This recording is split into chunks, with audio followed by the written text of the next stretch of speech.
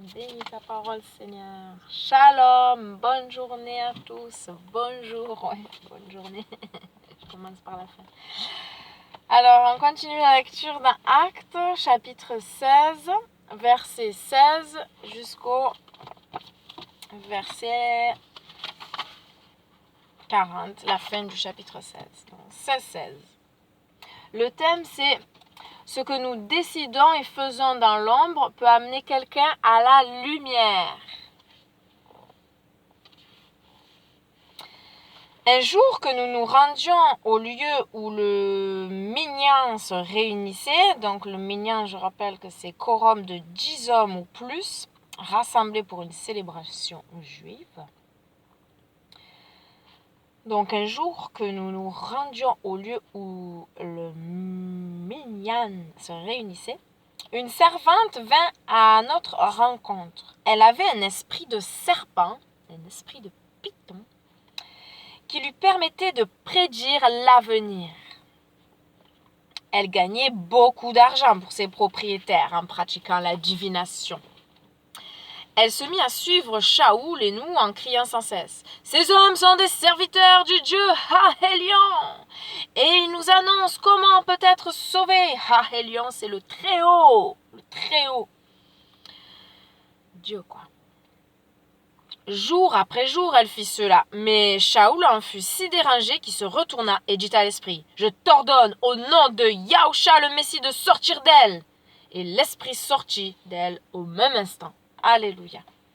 Quand les propriétaires virent que tout espoir de gagner à nouveau de l'argent était parti, ils saisirent Shaoul et Sila et les traînèrent sur la place du marché devant les autorités. Les amenant au juge, ils dirent « Ces hommes jettent le trouble dans notre ville. Ce sont des Juifs. Ils prônent des coutumes qui, pour nous, Romains, sont contre la loi et que nous ne pouvons ni pratiquer ni accepter. » La foule commença à s'insurger contre eux. Alors les juges, ayant fait arracher leurs vêtements, ordonnèrent qu'ils soient fouettés. Après leur avoir donné un grand nombre de coups, ils les jetèrent en prison en recommandant au geôlier qu'ils soient gardés sous étroite surveillance. Dès qu'ils eurent reçu cet ordre, il les jeta dans un cachot intérieur et leur attacha les pieds fort fermement dans des blocs de bois.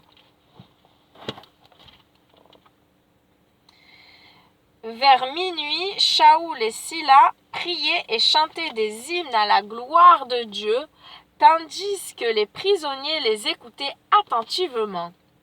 Soudain, il y eut un violent tremblement de terre qui secoua la prison jusque dans ses fondations.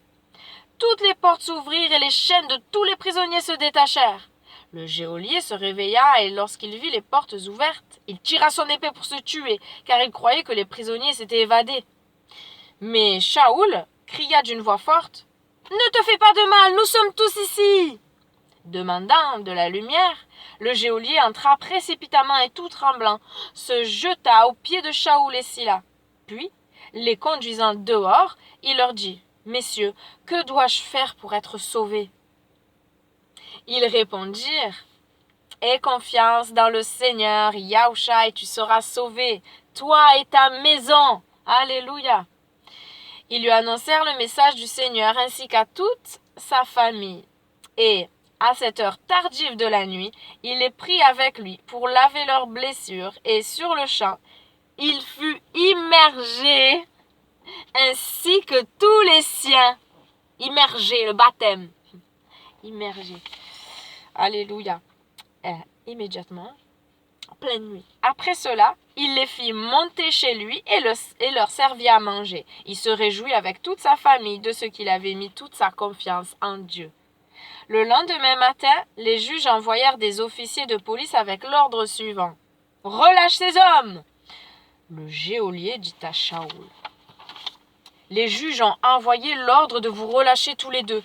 Sortez donc maintenant et allez en paix. » Mais Shaoul dit aux officiers, « Après nous avoir fait fouetter en public alors que nous n'avions été reconnus coupables d'aucun crime, nous qui sommes des citoyens romains, ils nous ont jetés en prison. Et maintenant, ils voudraient se débarrasser de nous en secret ? Eh bien non, qu'ils viennent eux-mêmes nous conduire dehors. » Les officiers rapportèrent ces paroles aux juges, qui furent effrayés en apprenant que Shaoul et Sila étaient des citoyens romains. Ils vinrent leur présenter des excuses. Puis, les conduisant dehors, ils leur demandèrent de quitter la ville. Sortis de prison, ils allèrent chez Lydie, et après avoir vu les frères et les avoir encouragés, ils partirent. Fin du chapitre 16. Et de la lecture du jour. Et la question de méditation est: en pensant à ce passage, comment réagirais-je la prochaine fois que j'aurai l'occasion de contourner les règles, de faire quelque chose en cachette ou de profiter d'une situation? Je sais pas. Seigneur, comment je réagirais? Seigneur, que je puisse réagir bien.